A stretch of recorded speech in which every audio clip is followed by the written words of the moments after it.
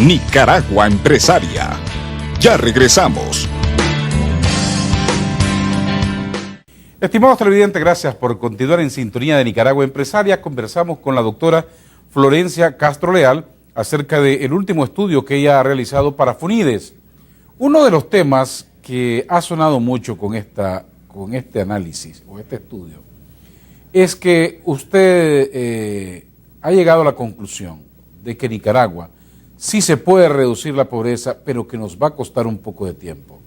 ¿De qué estamos hablando? Bueno, es muy interesante que se ha producido un indicador que en términos económicos significa qué tanto responde la pobreza al crecimiento económico. Entonces nos encontramos que en Nicaragua la pobreza sí responde al crecimiento económico. Este es el indicador que se llama la elasticidad de la pobreza al crecimiento económico, y entonces en base a este indicador podemos calcular, bueno, si Nicaragua creciera, digamos, al 6% per cápita, y ojo que aquí tenemos que especificar que 6% per cápita significaría 8%, porque la población está creciendo al 2% aproximadamente. Sí, sí. Entonces, en base a este crecimiento nosotros decimos cuánto se reduciría la pobreza, en cuánto tiempo. Entonces estimamos que la pobreza se podría reducir a la mitad en 10 años si Nicaragua creciera al 6% en términos per cápita. Es decir, necesitamos crecer el doble de lo que hemos crecido hasta diciembre del 2011, y en 10 años nosotros, o mejor dicho, en 10 años mucha gente que está en este momento en problemas podría estar un poco mejor. Así es, o sea, lo que estamos viendo es que en los últimos, digamos, casi 20 años, que existen encuestas de condiciones de vida, lo que vemos es que la pobreza en 1993 era el 50%. La mitad de la población se encontraba en pobreza. En el 2009 la pobreza es 43%, son 7 puntos porcentuales, pero eso con el crecimiento del que hemos estado hablando. Pero si se incrementara el crecimiento, entonces realmente podríamos cortar la pobreza, en lugar de ser 43, podría llegar a 20. Solo el 20% de la población estaría en pobreza. Ahora, si nosotros mejoramos la calidad de la educación, tenemos nicaragüenses mejor educados, a lo mejor la población, el crecimiento demográfico podría ser menos del 2%. También. Porque aquí, por falta de educación, muchos de nuestros muchachos se meten ya a tener hijos a edad joven, y eso le causa problemas también. Es muy impresionante ver que de todos los países de Latinoamérica, Nicaragua tiene el mayor número de jovencitas de 15 a 19 años que ya tienen un hijo. O sea, está prácticamente como lo que llamamos un outlier, fuera de la línea de tendencia. ¿Y eso qué es lo que significa? Lo que tú estás diciendo. Y también digamos que después de tener el primer hijo ya no siguen estudiando, ya no se insertan en la fuerza de trabajo. Entonces son oportunidades perdidas. Y ese es otro de los temas que trata el estudio de desigualdad de oportunidades. Además, para el Estado se vuelve esto un problema, porque un niño más hay que llevarlo al centro de salud, hay que llevarlo a la escuela, demanda más servicio. Y es una carrera, o sea, cuando Nicaragua ha tenido una, digamos, gran crecimiento demográfico como lo ha tenido, entonces la población demanda gran cantidad de servicios públicos. ¿Y qué es lo que sucede? En lugar de poder invertir en la calidad, hay que invertir en la cantidad. Cierto, cierto. Y entonces eso nos limita de tomar recursos para el desarrollo, estamos solamente haciendo algo paliativo prácticamente.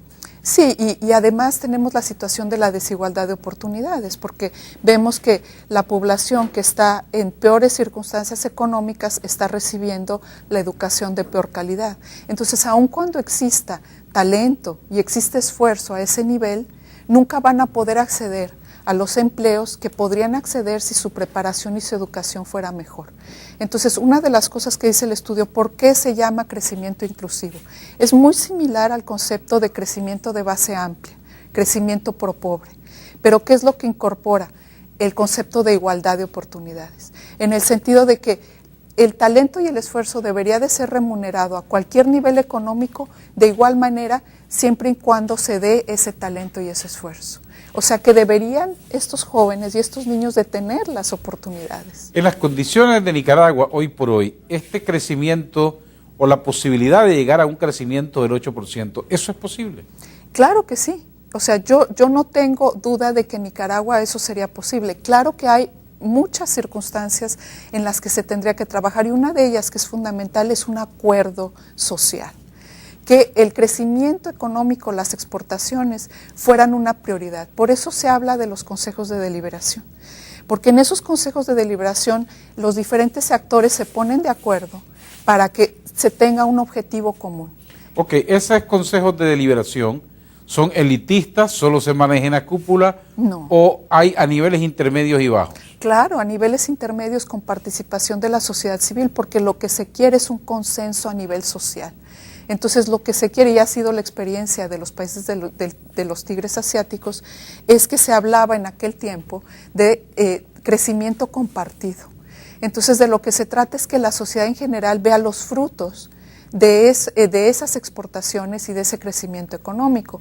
Y programas como, por ejemplo, programas de transferencias, mejor si son focalizados, si son programas de transferencias condicionadas. Por ejemplo, hacían concursos de crédito subsidiado.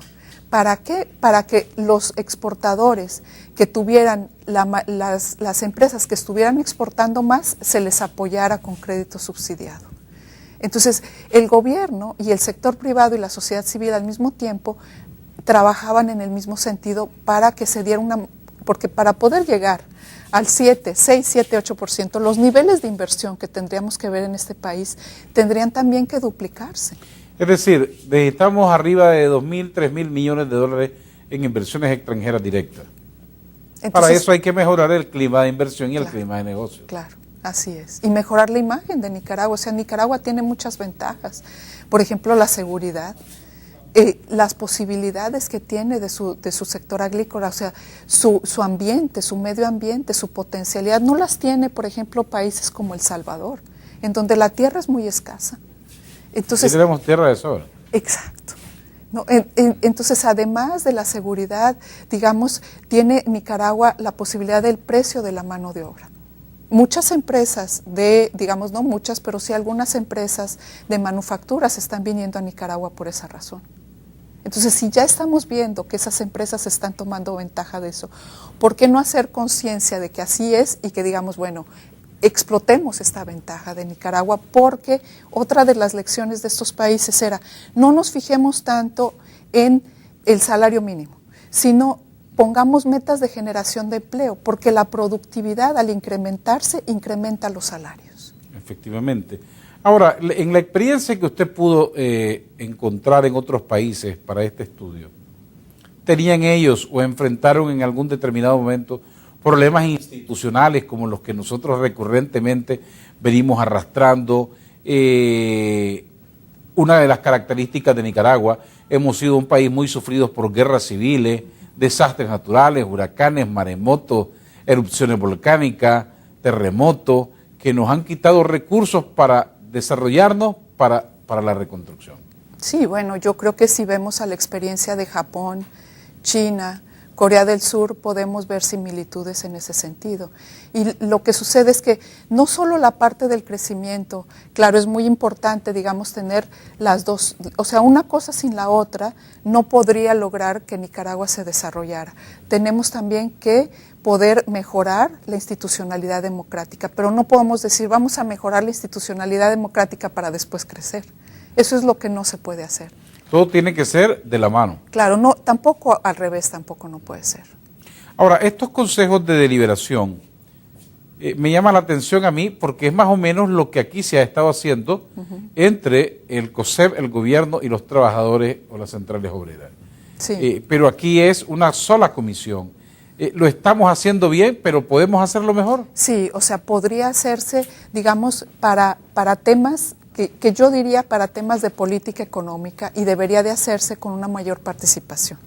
O sea, habría que hacerlo como tú lo estás mencionando, o sea, con diferentes grupos, en diferentes instancias, con diferentes ministerios, con diferentes instancias de gobierno, en diferentes regiones incluso del país. No solo, digamos, satisfacernos con la situación actual de lo que se está haciendo, sino ser más creativos. Y en Centroamérica, en este momento, ¿quién está tomando estas experiencias, esta reducción de la pobreza en la que nosotros podemos estarnos quedando atrás? Bueno, los países que ¿O están estamos mejor, más o menos igual? No, los países que están mejor económicamente son Panamá y Costa Rica. Y aún así, digamos, tienen su propia problemática. En el caso de Panamá, pues han hecho algunas de estas lecciones. Realmente, por ejemplo, se ha eliminado las tasas de impuestos por 15 años al sector de la inversión en bienes y raíces. Pero tienen una problemática de pobreza muy seria. En el caso de Costa Rica han invertido mucho en capital humano, en educación y salud, pero todavía les falta en la agenda de apoyar más al sector privado. Entonces, cada país tiene sus particularidades. Ok, en Costa Rica, por ejemplo, hay mucha gente que se ha vuelto profesional y técnico, pero ya no quieren trabajar en el campo. En El Salvador lo mismo está ocurriendo, en que ya nadie quiere trabajar en el campo porque se vive de las remesas del exterior. Así es. Y además, bueno, por otro lado, eso le da las oportunidades a muchos nicaragüenses que se han ido del país. Pero para Nicaragua es una pérdida de capital humano, porque se van aquellos que tienen mayor educación, aquellos que son más jóvenes, aquellos que son más fuertes, más saludables. Entonces es una pérdida de un capital humano muy importante porque no encuentran trabajo aquí. O entonces, ¿cuáles serían las estimaciones a futuro para ir concluyendo? Bueno, yo diría que mientras no se cambie la situación actual, menos no se invierta de manera muy importante en el sector económico y se atraiga mucha mayor inversión extranjera y nacional que está afuera, realmente desafortunadamente veríamos lo mismo que hemos visto en años pasados, una tendencia al crecimiento económico modesto, una pobreza que todavía pues dista mucho de haber avanzado de manera significativa. Entonces, si realmente se quiere pensar en una Nicaragua diferente, se tendrían que hacer cambios sustanciales en el muy corto plazo, porque, digamos, la población, en Nicaragua, la mitad de la población tiene menos de 18 años. Y hemos hablado del quinquenio censal de 15 a 19 años, que es el mayor grupo poblacional. Entonces, en términos demográficos, hay una urgencia por satisfacer las necesidades de esta población. Y tenemos esa mano de obra joven para explotarla. Así es. O sea, para ponerla a favor del desarrollo. Para ponerla a trabajar y ojalá fuera en el sector formal, que le daría una mejor calidad de vida. Y reforzar la educación. Reforzar la educación, reforzar la infraestructura, el clima de negocios y reforzar pues las agencias que apoyan a las exportaciones. Doctora Florencia Castro Leal, muchas gracias por habernos acompañado esta noche e ilustrarnos de todos estos temas interesantísimos e importantes. Si alguien quiere leer este estudio de crecimiento inclusivo, puede ingresar a la página web de funides.org.ni, la Fundación Nicaragüense para el Desarrollo Económico y Social, y ahí está a la disposición de cualquier persona que lo quiera leer. Gracias, y nosotros continuamos con más de Nicaragua Empresaria. Nicaragua Empresaria. Ya regresamos.